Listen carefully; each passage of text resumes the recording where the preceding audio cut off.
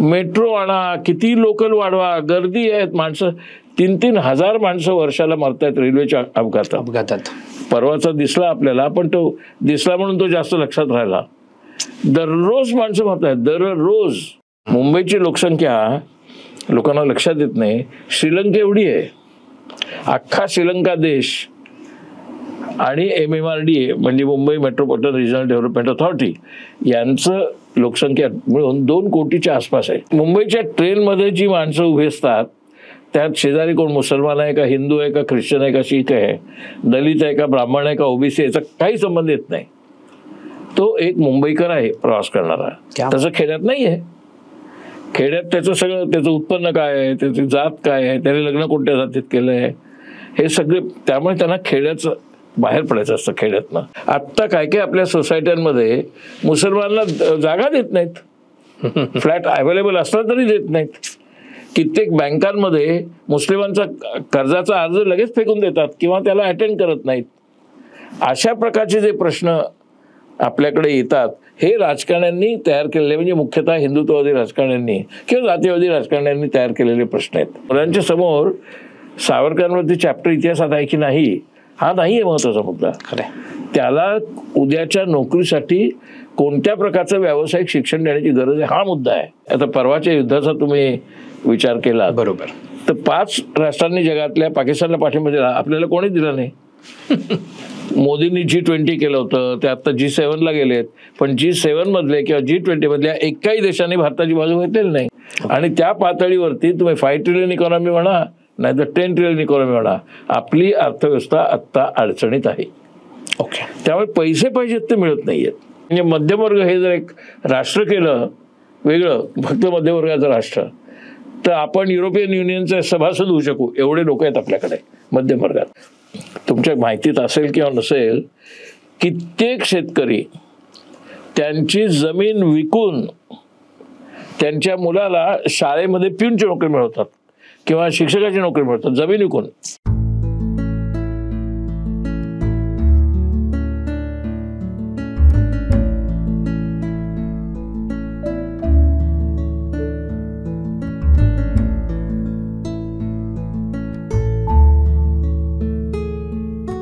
नमस्कार, मी रोहन धालवलकर.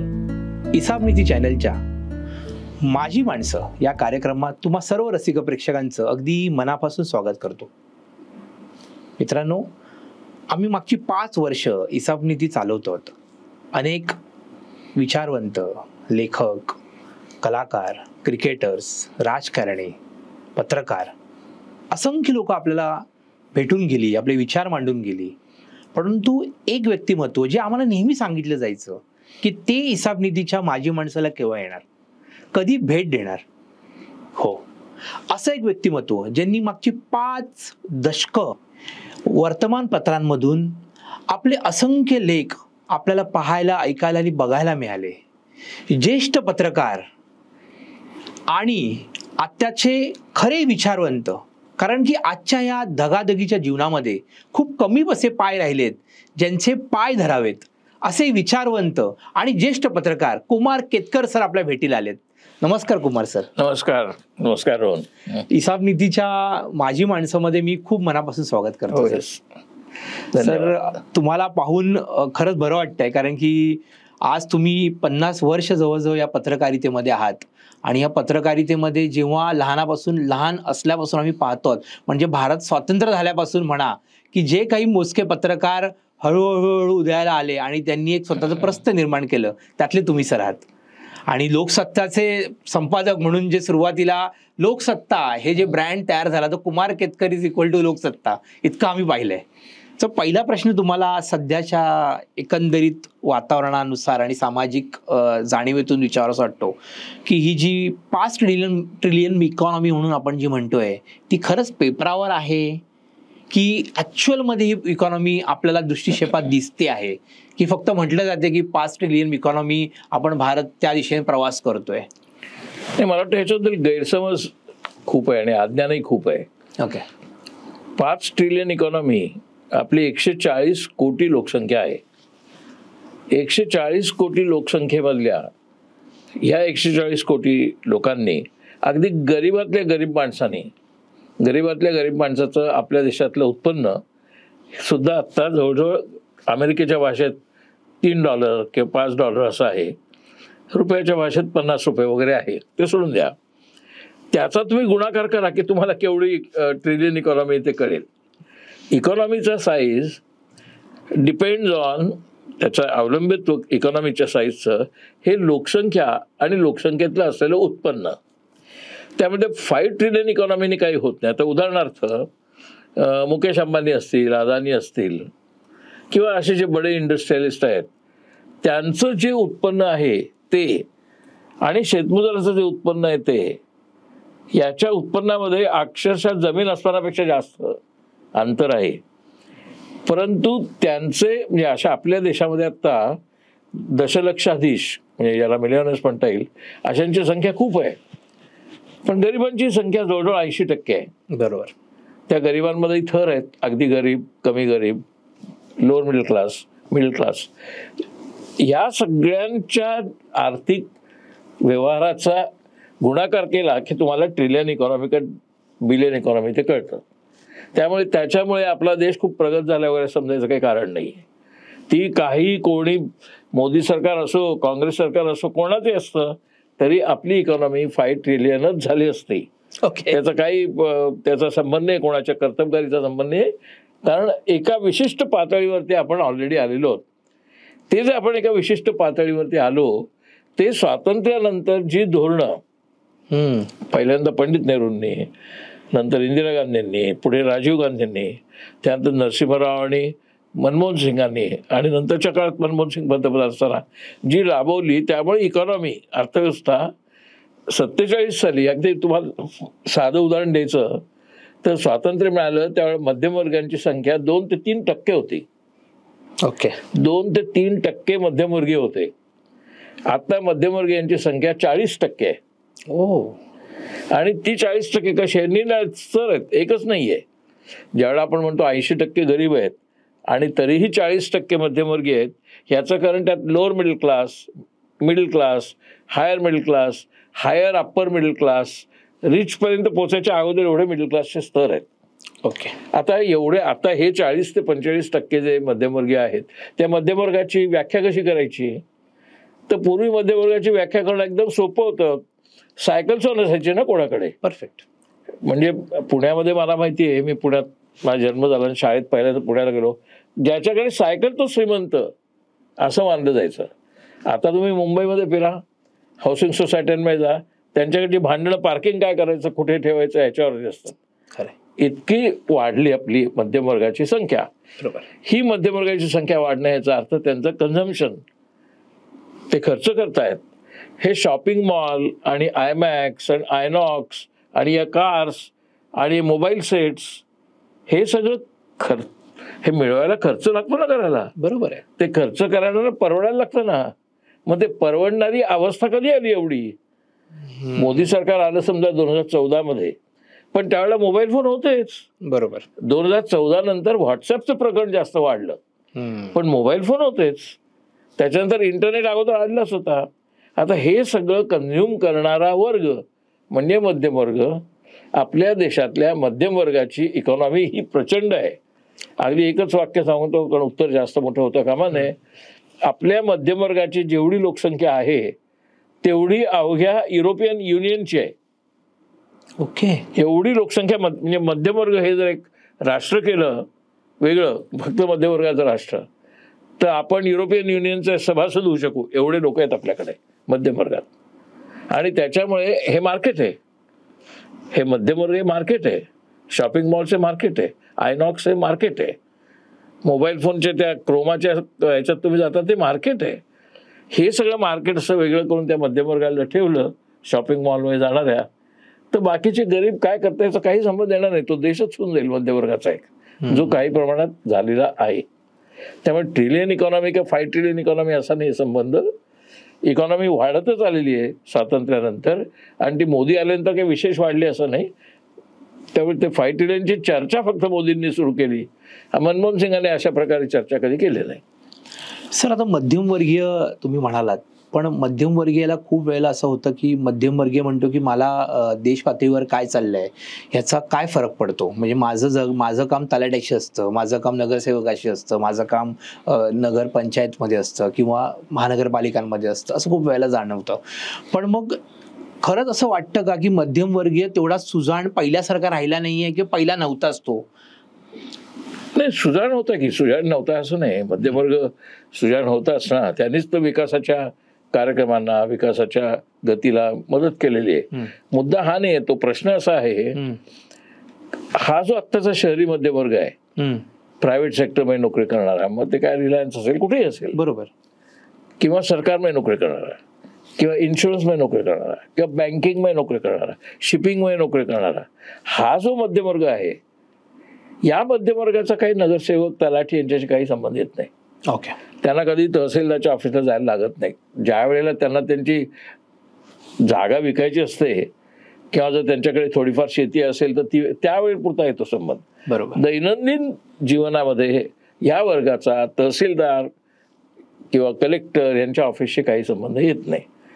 त्यामुळे त्या दृष्टिकोनातून जर तुम्ही पाहाल तर तो राजकीय जागृतीचा, सामाजिक जागृतीचा काही प्रश्न तिथे नाही. प्रश्न त्यांचा सगळ्यात जास्त गरज तहसीलदार, कलेक्टर या सगळ्या यंत्रणेची ही त्या गरीब माणसाला असते खेड्यातल्या. ओके. त्याला मात्र या सगळ्यांच्यावरती अवलंबून आहे. जसा हातभारचा उतारा असेल, काय हजार गोष्टी असतील, त्याला जायलाच लागतं तिथे. तसं कुठच्या मध्यमवर्गीयाला जायला लागतं? नाही लागत. ह्या मध्यमवर्गीयाला मी आता ज्या म्हणतोय त्या मध्यमवर्गीयाला जायला लागत नाही. ह्या मध्यमवर्गीयाचा आता प्रश्न असा झालाय की त्यांना ही जी वेल्थ प्राप्त झाली आहे, मुख्यतः 5व्या वेज कमिशन नंतर, पे कमिशन नंतर, 5वा, 6वा, 7वा आणि आता 8व्यापर्यंत आपण आलोय. या पे कमिशन मध्ये त्यांचे पगार हे जवळजवळ 5 ते 10 पटीने वाढलेले आहेत. म्हणजे मी तुम्हाला सांगतो, तो पत्रकारितेचा उल्लेख केला, मी इकॉनॉमिक टाइम्समध्ये होतो, बरोबर, आणि जवळजवळ 18 वर्ष इकॉनॉमिक टाइम्सला होतो. त्यावेळेला माझ्यावरती काय कव्हर करायला लागायचं, बातम्या काय कव्हर करायच्या, तर बँक एम्प्लॉईजचा स्ट्राईक, पगारवाढीसाठी प्रचंड मोठा स्ट्राईक, मोठाले मोर्चे बँक एम्प्लॉईजचे, त्यांना DNS अलाउन्स वाढवून द्या, पगार वाढवून द्या, इन्शुरन्स एम्प्लॉईजचे, प्राध्यापकांचे, शिक्षकांचे मोठाले मोर्चे पगार वाढवून द्या म्हणून.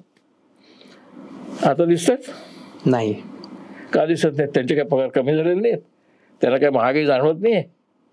कारण आता त्यांना अशा एका उत्पन्नाच्या पातळीवरती आणलेलं आहे की अजून जरी काही महागाई झाली तरी ते ऍब्सॉर्ब करू शकतात. ते टीका करतील पण ते ऍब्सॉर्ब करू शकतात महागाई. त्या पातळीवरती उत्पन्नाच्या ते आलेले आहेत. 1-2 उदाहरणं फक्त सांगतो. मी ज्यावेळेला कॉलेजला होतो त्यावेळेला हेड ऑफ द डिपार्टमेंटचा पगार हा 7,500 ते 8,000 असायचा, त्या डिपार्टमेंटच्या हेड ऑफ द डिपार्टमेंटचा. आता 2 लाख आहे. हो, आता 2 लाख पगार असलेला head of the department, politics, science, physics कसला जो असेल त्याचा, तो त्याचा खेड्याच होतोय. कारण युनिव्हर्सिटी ग्रँट्स कमिशनमुळे किंवा या पे कमिशन्समुळे पगारामध्ये युनिफॉर्मिटी आहे पण खर्चामध्ये युनिफॉर्मिटी नाही. मुंबईमधला एखाद्या कुटुंबाचा प्रमुख जो एकटाच इन्कम करणारा असेल आणि त्याचा 2 लाख आहे असं धरूया, कमी येते पण 2 लाख आहे, तर त्याला तो खर्च करायला खूप मार्ग आहेत आणि त्याची आवश्यकताही आहे. त्याला गरजेपटीच त्यातले बरेचसे खर्च होतात. खेड्यामध्ये तेवढं नाही खर्च होत त्या वर्गाचा.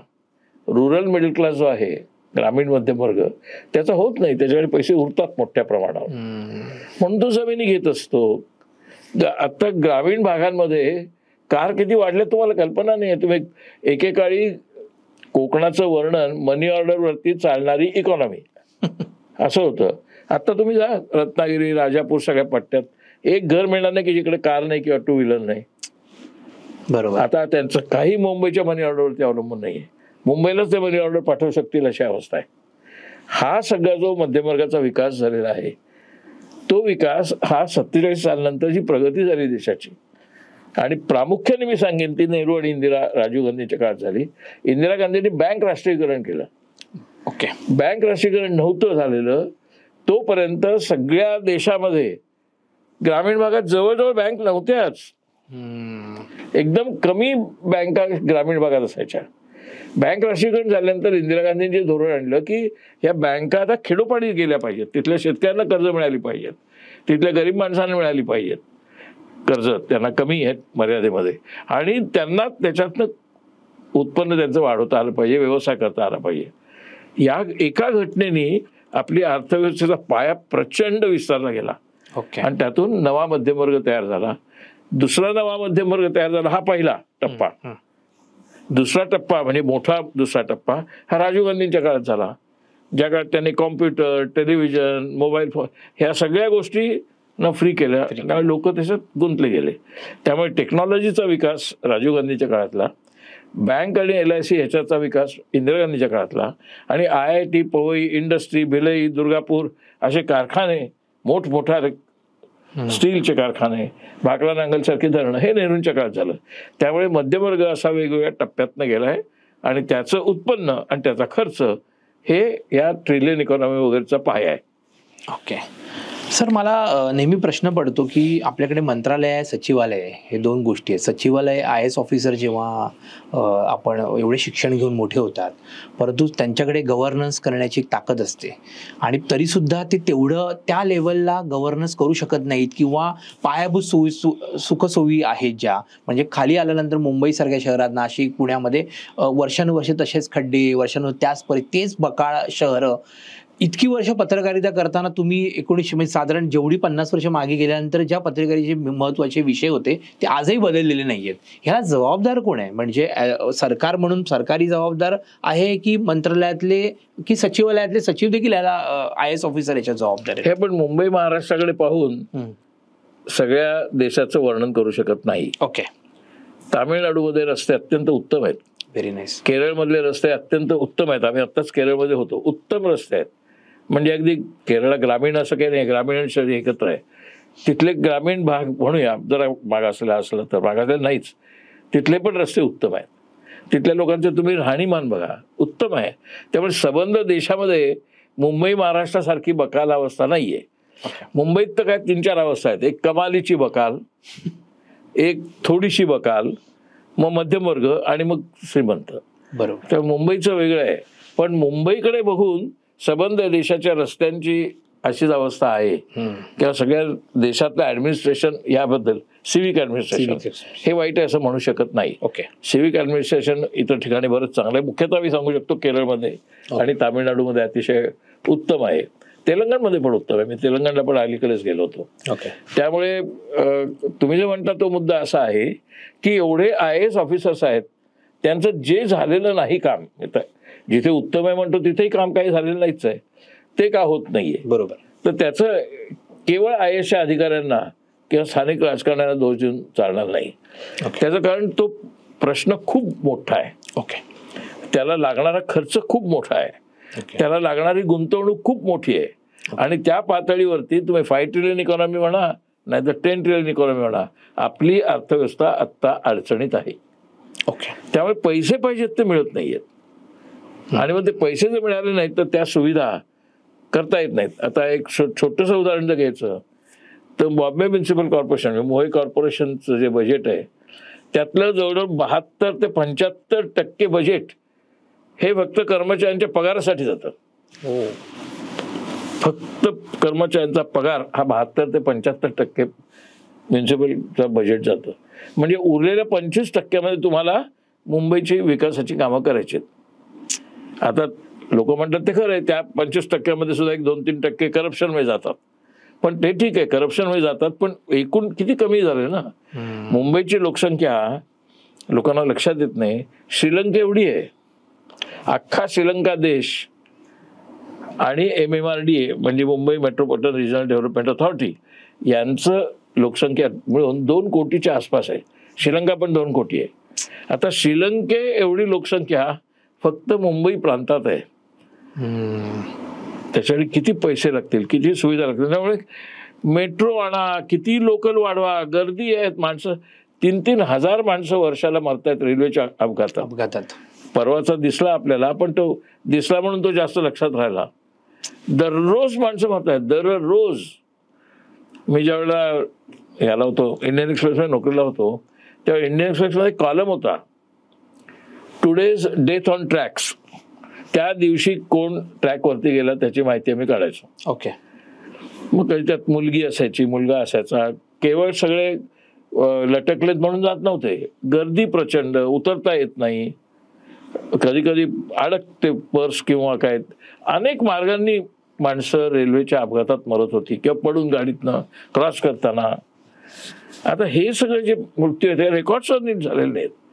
आता बदलापूर आणि दिवा तुम्ही गेला की नाही मला माहित नाही, स्टेशनावरती उभं राहणं अशक्य आहे. कल्याणला काय, बदलापूरला काय, दादरला काय. आता ही जी गर्दी आहे, आपण लोकल ट्रेनच्या मॅनेजमेंटला शिवाय देऊ, पण दर 2-2.5 मिनिटाला एक लोकल ट्रेन जाते. खरंय, त्यांच्याही ते आवाक्याच्या पूर्ण बाहेर आहे. त्यामुळे मी केवळ रेल्वे मॅनेजमेंट किंवा BMC यांना दोष देत नाही. एक तर परिस्थिती आटोक्याबाहेर गेले, आणि दुसरं आपला जो योजना करणारा वर्ग आहे समाजातला, तो फक्त या मागाशी म्हटलं तसं त्या मध्यमवर्गापुरता योजना करतो. आता अलीकडच्या हाऊसिंग सोसायटीच्या जाहिरातीचा तू पाहशील तर त्या हाऊसिंग सोसायटीजमध्ये स्विमिंग पूल आहेत, गार्डन्स आहेत, जिम आहे, टॉकीज सुद्धा आहेत, एकदम पॉश. त्या सोसायटीतल्या माणसांना जाणवत पण नाही बाहेरच्या मुंबईत काय चाललंय. मग त्या सोसायटीतनं ते बाहेर पडले, मेन रोडला आले, आणि मेन रोडमधनं छोट्या रोडला गेले की त्यांना मुंबईची किती बकाल अवस्था आहे हे कळतं. याचं कारण असं झालेलं आहे की IAS ऑफिसर असो नाही तर पॉलिटिशियन असो, त्याचं लक्ष मुख्यतः या प्रस्थापित वर्गाकडे जास्त आहे. आणि त्याच्यामुळे उर्वरित एरियामध्ये बकाली आहे, आणि ज्या एरियात छान सोयी पाहिजेत तिथे उत्तम सोयी आहेत. आणि खरोखर त्या गेटेड सोसायटीजमधल्या सोयी पाहून आपण भारतात आहोत का कॅनडात आहोत असं वाटावं अशी परिस्थिती आहे. जे आणि हा जो मध्यम वर्ग आहे म्हणजे पत्रकार सकट, हे सगळे ह्याच्यात आहेत, या सोसायटीजमध्ये आहेत. म्हणजे रिच सोसायटी नसतील पण मिडल क्लास सोसायटी आहेत. 2 BHK ॲव्हरेज पत्रकार, अगदी ॲव्हरेजेस्ट हा 1 BHK मध्ये असेल. ॲव्हरेज पत्रकार 2 BHK, जरा ॲव्हरेज असला की तो 3 BHKच्या लेवलला आहे. जवळजवळ 25 ते 30% पत्रकारांकडे स्वतःची व्हेकल आहे. त्याला लोकल ट्रेनचा अपघात झाल्यावर काय काय पत्रकारांनी लोकल ट्रेन पाहिली आहे अशी पण अवस्था आहे माझ्या माहितीत. ओके, तो पहिल्यांदा लोकलशी संबंधच येत नाही. ते अशा ठिकाणी राहत असतात की तिथून त्यांच्या कारनी ते ऑफिसपर्यंत पोहोचू शकतात. टीव्हीवर असेल किंवा हे मेजॉरिटी नाहीत, मेजॉरिटी पत्रकार अजून ट्रेननी जात आहेत, लोकलनी धडपडत जात आहेत, बसेसनी जात आहेत, त्यांना ओलान उबेर मिळत नाही अशी पण अवस्था. असं आहे 60% पत्रकार. पण निर्णय क्षमता ज्या वर्गात आहे त्या वर्गामधचं लक्ष हे फक्त जे हॅव्स ज्याला आपण म्हणतो त्या हॅव्सकडे. स्वाभाविकच बाकीची मुंबई ही पूर्ण बकाल झालेली आहे, आणि ती बकाल होण्याचं एक मुख्य कारण बिहार असेल, UP असेल, हरियाणा असेल, छत्तीसगड असेल, तिकडनं सगळीकडनं मुंबईच्या शोधात लोक येतात. मुंबईत काहीतरी मिळेल, मुंबईत काहीतरी मिळेल. तसं त्या भागात कलकत्त्याला जातात. ओके, काही भागात दिल्लीला जातात, काही भागात अशा मेट्रोपॉलिटन सिटीजमध्ये जातात. कारण मेट्रोपॉलिटन सिटीजमध्ये झोपडीत राहायला लागेल पण उपाशी मरत नाही माणूस. खेड्यामध्ये त्याला त्याची जात विचारतात. इथे मुंबईच्या ट्रेनमध्ये जी माणसं उभी असतात त्यात शेजारी कोण मुसलमान आहे का, हिंदू आहे का, ख्रिश्चन आहे का, शीख आहे, दलित आहे का, ब्राह्मण आहे का, OBC याचा काही संबंध येत नाही. तो एक मुंबईकर आहे प्रवास करणारा. तसं खेड्यात नाही आहे. खेड्यात त्याचं उत्पन्न काय आहे, त्याची जात काय आहे, त्याने लग्न कोणत्या जातीत केलंय, हे सगळे. त्यामुळे त्यांना खेड्याचं बाहेर पडायचं असतं खेड्यातनं, म्हणून ते शहरात येतात. शहरात कमी दर्जाचं आयुष्य भौतिक आर्थिक दृष्ट्या, पण त्यांना त्यांची आयडेंटिटी मिळते काही प्रमाणात तरी, जी खेड्यात त्यांची आयडेंटिटी केवळ कास्ट किंवा एक्सप्लॉटेशन बेस्ड असते. त्यामुळे मग सगळा क्राऊड शहरांकडे येतो. शहरांकडे हा क्राऊड आला की त्याला मॅनेज करणं अशक्य आहे इतक्या मोठ्या क्राऊडला. आणि म्हणून ते आपल्याला एका बाजूला 5 ट्रिलियन इकॉनॉमी आणि दुसऱ्या बाजूला बकाली असं चित्र दिसतं. आणि काही राज्यांमध्ये उत्तम व्यवसाय आणि काही राज्यांमध्ये अतिशय वाईट अवस्था आहे. त्याचं कारण आपल्या संपूर्ण देशाचा विकास हा एकाच स्तरावर झालेला नाही. बरोबर, तो वेगवेगळ्या स्तरावर झाला आहे. पण सर याला जबाबदार जी शैक्षणिक धोरणं आहेत, म्हणजे आता जी नवीन पिढी येते त्याला म्हणजे मागच्या काही वर्षांमध्ये शैक्षणिक धोरणं म्हणजे अभ्यास एक वेगळ्या पद्धतीने असतो अभ्यासक्रम, आणि त्याचा कामाशी काही संदर्भ नसतो, खूप वेळेला काही विषय वेगळे असतात ज्याचा काही कामाशी संदर्भ नसतो. त्यामुळे पिढीला व्यावहारिक ज्ञान जो असतो तो प्रकार कमी येतो आणि मग त्यामुळे ह्याचा वापर पॉलिटिशियन्स व्यवस्थित पद्धतीने करून संपूर्णपणे अज्ञानात सुख आहे अशा पद्धतीने लोक राहतात आणि मग ह्याचा वापर पॉलिटिशियन्स करून घेऊन स्वतःची रिअल इस्टेट सारख्या क्षेत्रांमध्ये असेल किंवा एखादी गोष्ट प्रक्रिया राबवण्यामध्ये असेल गैरफायदा घेतात असं नाही वाटत का? नाही, मला सगळे राजकारणी हे खलनायक आहेत असं वाटत नाही. ओके. कारण मी आता 50 वर्ष त्यापेक्षा जास्त काळ मी राजकारण्यांना ओळखतो. ओके. ज्याला आपण सर्वसाधारणपणे वाईट राजकारणी असं म्हणूया, म्हणजे काय तर भ्रष्टाचार करतो. पण तो राजकारणात ज्यावेळेला येतो त्यावेळेला त्याचा हेतू भ्रष्टाचार करणं नसतो. ओके. तो स्थानिक पातळीवर काहीतरी काम करत असतो, त्या कामातनं तो लोकप्रिय होतो किंवा त्याला अँबिशन तयार होते, मग त्याला वाटतं आपण वरचं काम केलं पाहिजे. असं करत करत तो राजकारणी होतो. बरोबर. तो राजकारणी भ्रष्टाचार करतो की नाही? करतो. पण केवळ भ्रष्टाचार तो नाही करत, इतरही बऱ्याच गोष्टी तो करतो. त्यामुळे राजकारणी ऍडव्हान्टेज कसला घेतात? हे जे आता मोदी सरकारने सुरू केलंय त्याचा घेतात. हिंदू मुसलमान, मग तुम्ही बरोबर काही ठराविक हिंदूंच्या समाज, आत्ता काय काय आपल्या सोसायट्यांमध्ये मुसलमानांना जागा देत नाहीत, फ्लॅट अवेलेबल असला तरी देत नाहीत. कित्येक बँकांमध्ये मुस्लिमांचा कर्जाचा अर्ज लगेच फेकून देतात किंवा त्याला अटेंड करत नाहीत. अशा प्रकारचे जे प्रश्न आपल्याकडे येतात हे राजकारण्यांनी तयार केलेले, म्हणजे मुख्यतः हिंदुत्ववादी राजकारण्यांनी किंवा जातीवादी राजकारण्यांनी तयार केलेले प्रश्न आहेत. त्याचा सगळ्या राजकारण्यांशी संबंध येत नाही. अनेक राजकारणी लोक चांगल्या हेतूने पण काम करत असतात, परंतु ते निदर्शनास येत नाहीत. कारण मीडिया आपला जो आहे आत्ताचा, या मीडियाला फक्त वाईट आहे तेच ताबडतोब दिसतं आणि ते वाईट आहेच, ते दाखवतात ते काही चुकीचं नसतं, पण तेच फक्त दिसतं. जी अनेक चांगली कामं होत असतात ती कित्येक वेळेला त्यांच्या नजरेत येत नाहीत किंवा ते आले तरी दाखवत नाहीत. कारण वाईटाला जशी हेडलाईन मिळते तशी चांगल्याला मिळत नाही त्या प्रमाणामध्ये. परंतु आता एक अजून लक्षात घ्या, आपण अशा किती बातम्या पाहिल्यात येतात मधून सारख्या, की कुठच्या तरी आदिवासी मुलीला एअर होस्टेस जाता आलं म्हणून जाता आलं. बरोबर. कुठच्या तरी गरीब शेतकऱ्याच्या मुलाला 96% मार्क मिळाले म्हणून त्याचा सत्कार झाला. परफेक्ट. कुठच्या तरी अतिशय मागासलेल्या समाजातून आलेल्या मुलाला IAS मध्ये पहिलं रँकिंग मिळालं. अशा बातम्या पण आहेत, नाही तसं नाहीत. मग आता ही गरीब माणसं कशी येतात? राजकारणी तेच आहेत, व्यवस्था तीच आहे, पण अशी पण माणसं आहेत. पण अशी माणसं म्हणजे ते आपापल्या विकासाच्या गतीच्या टप्प्यावर आहेत.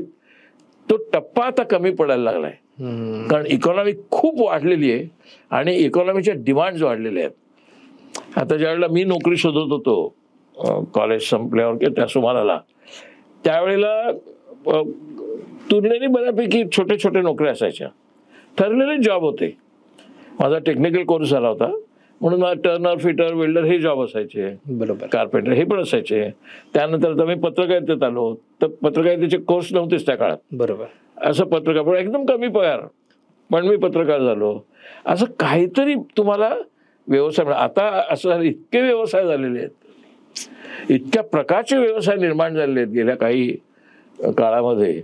आता उदाहरणार्थ केवळ stock market management, portfolio management, investment consultancy, ह्याच्यामध्ये किती लोक आहेत तुम्हाला कल्पना येणार. एकच उदाहरण सांगतो. एंटरटेनमेंट इंडस्ट्री ज्याच्यात तुम्ही अप्रत्यक्षपणे आहात. बरोबर. एंटरटेनमेंट इंडस्ट्रीमध्ये हायएस्ट एम्प्लॉयमेंट आहे आता देशात. केवढे लोक बॉलिवूडमध्ये लागलेले. एक सिनेमा, तर मी तुम्हाला काय सांगणार, तुम्ही चालवताच आहे स्टुडिओ, एक सिनेमा काढायचा त्याच्यासाठी लागणाऱ्या लोकांची संख्या बघा तुम्ही त्यात किती असेल. आता ह्या नोकऱ्या नव्हत्या ना पूर्वी या प्रमाणात.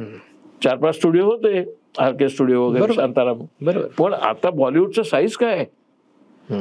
बॉलिवूडचा साईज एवढा मोठा आहे, त्याच्यातल्या नोकऱ्या एवढ्या मोठ्या आहेत, शेअर मार्केटच्या नोकऱ्या एवढ्या मोठ्या आहेत, मीडियामधल्या नोकऱ्या किती प्रचंड प्रमाणावर वाढलेल्या आहेत. अशा टाईपच्या नोकऱ्या मी ज्या नोकरीच्या मार्केटमध्ये आलो त्यावेळी नव्हत्या. आता गंमत अशी आहे की ह्या सुद्धा आता एका टप्प्यापर्यंत पोहोचल्या आहेत आणि आता स्थगित होत आहेत. आणि त्यामुळे कित्येक कंपन्यांना आपल्याला ऐकू त्यांना 3,000 काढून टाकले, 2,000 काढून टाकले, कामगार कर्मचारी काय जे असतील ते. ऑटोमेशन, त्यांची प्रॉफिट एक्सपेक्टेशन आणि कामगारांकडनं त्या टाईपच्या कामाची अपेक्षा, याच्यात आता बरीच गॅप पडत चालली आहे. शिक्षण व्यवस्थेच्या प्रश्नात तर तुम्ही काढला.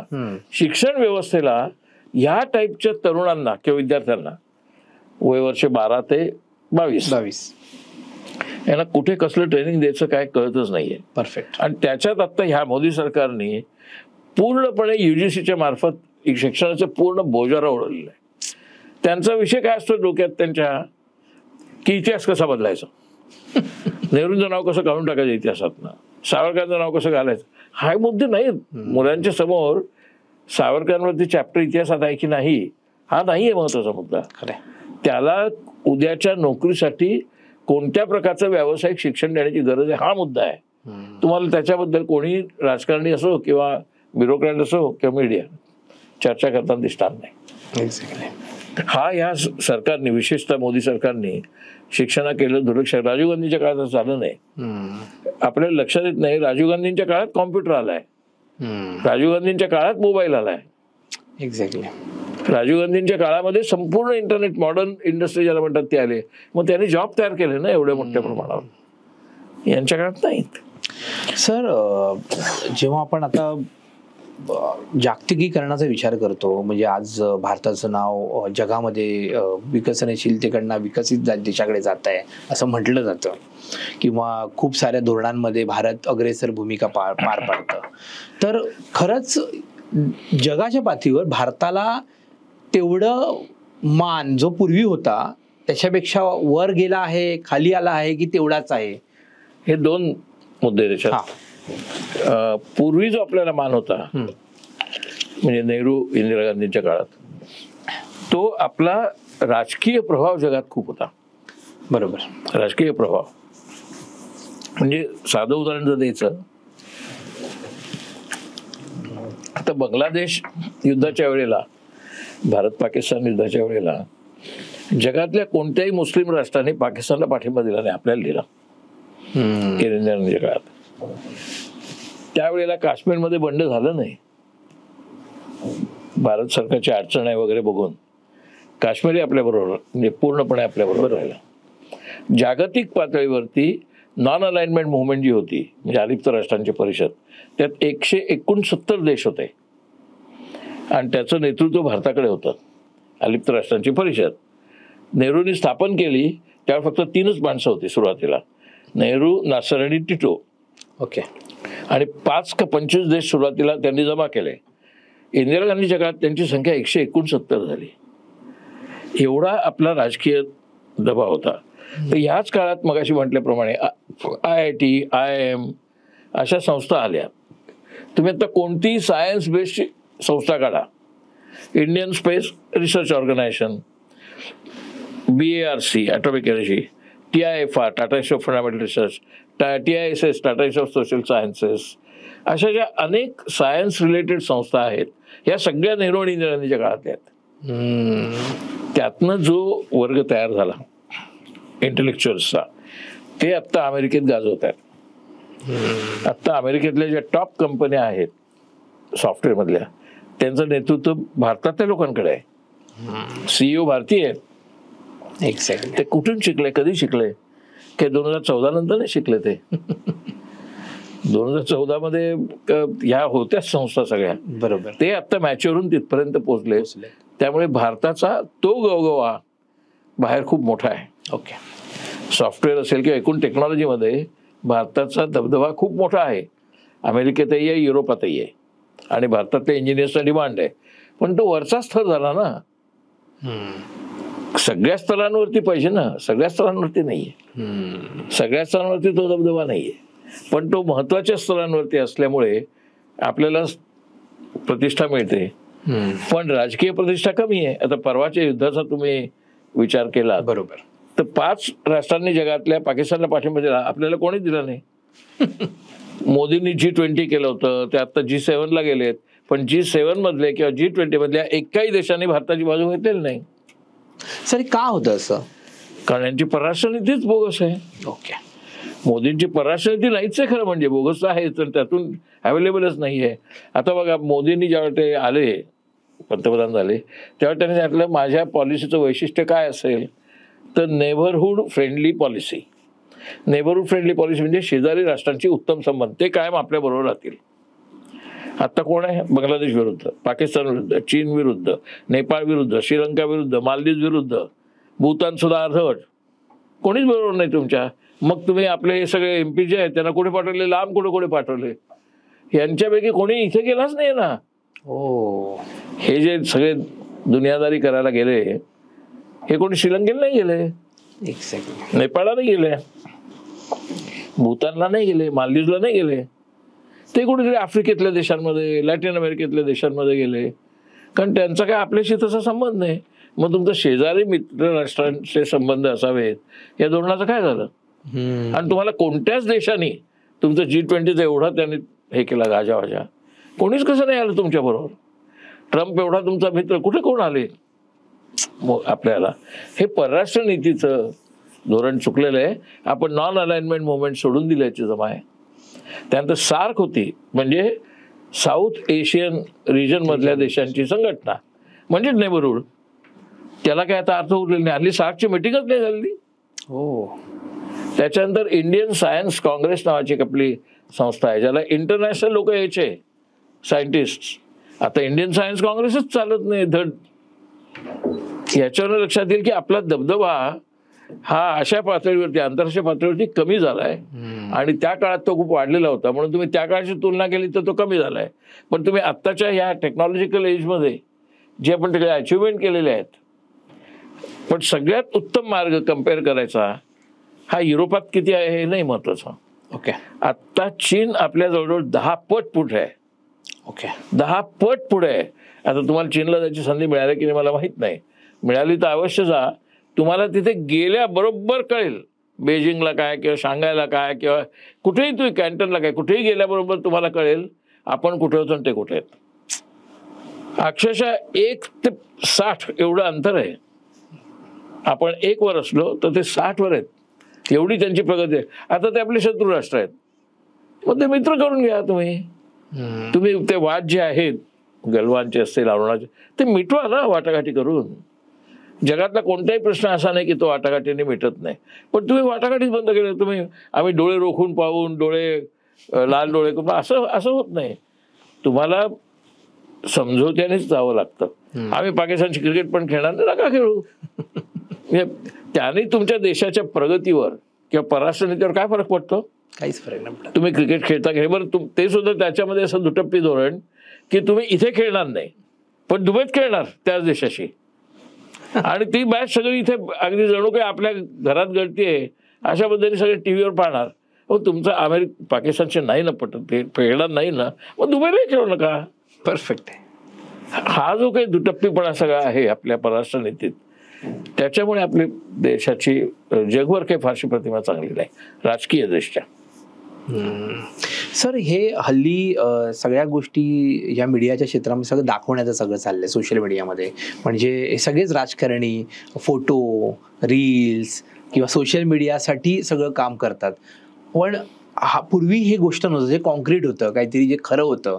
तर ह्या संपूर्ण ह्याच्यामध्ये महाराष्ट्रामध्ये जो एकंदरीत म्हणजे मग ती लाडकी योजना असेल किंवा अजून हजारो योजना असतील, जसं मगाशी तुम्ही म्हणाल्याप्रमाणे महाराष्ट्रामध्ये ऑलरेडी पैशाची खळखळाट आहे, पैसाच नाही आहे तिजोरीमध्ये, तरी देखील वेगवेगळ्या योजना येत आहेत. आणि हे जे असं तिहेरी सरकार आहे जे एकत्र तोडून मोडून जमलेलं आहे, तर एकंदरीत ह्या परिस्थितीवर तुमचं काय भाष्य आहे की हे जे सरकार बनलं आणि देवेंद्र फडणवीसांनी हे सगळं जुळवून आणलं रागात, तर ह्या एकंदरीत हे किती काळ चालेल असं, आणि ज्याने खरंच प्रगती साध्य होणार आहे का? पहिली गोष्ट म्हणजे ह्या सरकारचं एकच धोरण मुख्यतः आहे, म्हणजे सरकार टिकवणं. हे एकच धोरण आहे, बाकी धोरणं नाहीच आहेत. बाकी जी चालू आहेत, कुठे ब्रिज बांधतायत, कुठे मेट्रो आणतायत, हे सगळं कंटिन्युएशन पॉलिसीच आहे. राजकीय धोरणामध्ये तुम्ही एक नवीन पाऊल उचललंय असं तुम्हाला काही आता या सरकारकडनं होऊच शकत नाही. कारण या सरकारमध्ये प्रत्येकाचा प्रायव्हेट अजेंडा आहे. मग तो फडणवीसांचा आणि बीजेपीचा आहे, अजित पवारचा आणि त्यांच्या एनसीपीचा आहे, आणि एकनाथ शिंदेचा आणि त्यांच्या शिवसेनेचा आहे. विरोधात जाल तुम्ही तर तिकडे उद्धवचा अजेंडा आहे, राजचा अजेंडा आहे, शरद पवारांचा अजेंडा आहे. याला महाराष्ट्राचा एजेंडा म्हणजे जसं यशवंतराव चव्हाणांच्या काळात होतं, महाराष्ट्राच्या विकासाचं एक धोरण होतं. त्यात कोणते पक्षही त्याचा संबंध नव्हता. यशवंतराव चव्हाणांच्या काळामध्ये महाराष्ट्राच्या विकासाचं धोरण होतं. यशवंतराव सोडा, ते जुने झाले.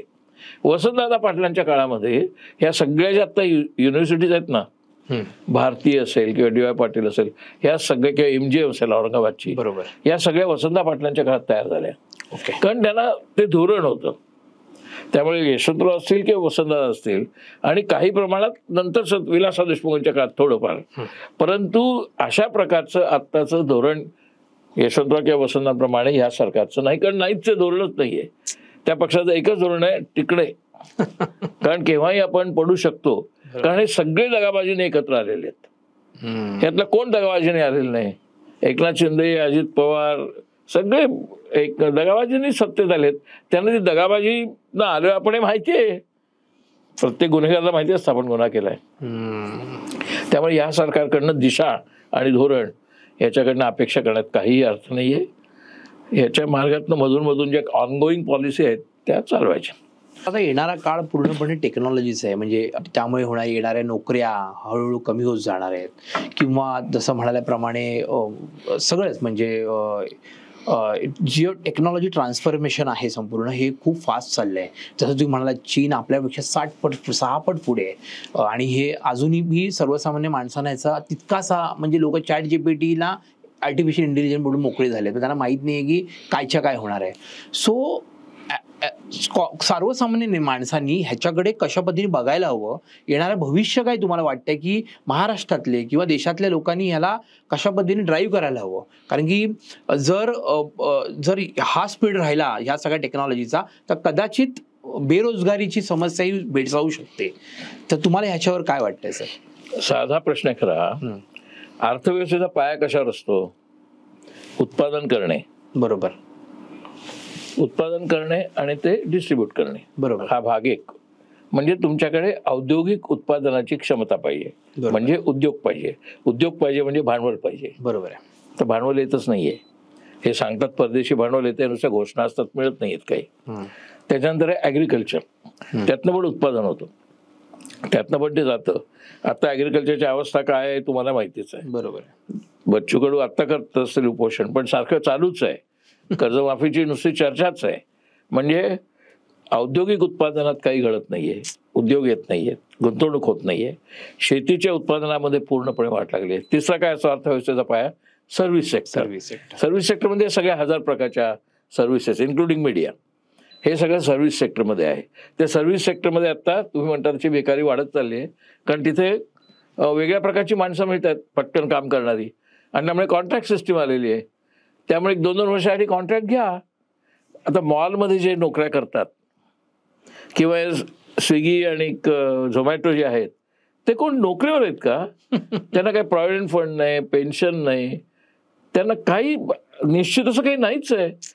नोकरीला आहेत की नाही? आहेत. पगार मिळतोय की नाही? मिळतोय. तो जगण्यापुरता मिळतोय. ते जे सगळे स्विगी, झोमॅटो किंवा कुरिअर सर्व्हिस, त्यांना केवळ जगण्या एवढा पगार मिळतो. म्हणजे तुमची उत्पादन व्यवस्था कोसळलेली आहे, शेती व्यवस्था कोसळलेली आहे. सर्व्हिस सेक्टर, हा सर्व्हिस सेक्टर आहे, यालाही काही आकार उकार राहिलेला नाही. तो असा अधांतरी आहे.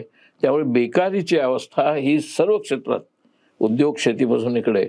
आता शेतकऱ्यांच्या कोणत्याही मुलाला शेती करायची नाहीये, बहुतेक, म्हणजे सगळे नाही, पण एक 70% शेतकऱ्यांच्या मुलांना तुम्ही त्यांना नाही करायची.